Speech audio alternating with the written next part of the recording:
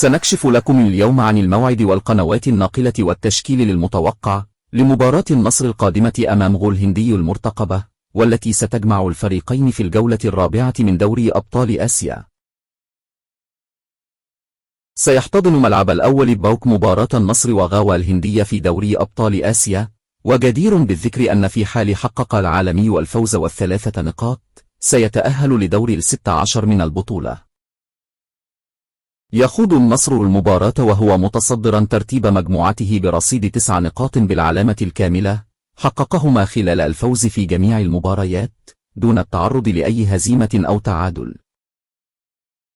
بينما في الجهة المقابلة لم يحقق غاوا الهندي أي انتصار في دوري أبطال آسيا حتى الآن، حيث إنه بعد مرور 3 جولات يقع في المركز الأخير بدون أي نقطة بعد الهزيمة في جميع المباريات.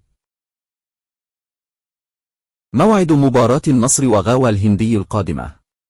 ستنطلق مباراة النصر وغاوا الهندي المرتقبة في دوري أبطال آسيا يوم الأربعاء القادم في تمام 9:15 مساء بتوقيت مكة المكرمة والدوحة، وفي تمام 8:08 مساء بتوقيت القاهرة، و10:10 مساء بتوقيت أبو ظبي. القنوات الناقلة لمباراة النصر وغاوا الهندي في آسيا. ولمن يرغب في مشاهدة مباراة النصر وغاوا الهندي القادمة في دوري أبطال آسيا، ستذاع على قناة بي إن سبورتس مباشرة وحصريا، كما ستنقل على قناة الكأس القطرية، ولم يتم تحديد معلق المواجهة حتى الآن.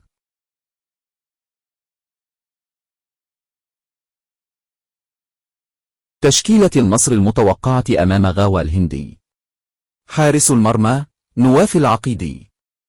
الدفاع: أيمن يحيى، سيماكان، مارتينيز، سلطان الغنام. الوسط: إنجيلو، جواو فيليكس، الخيبري. الهجوم: ساديو ماني، هارون كمارا، كومان.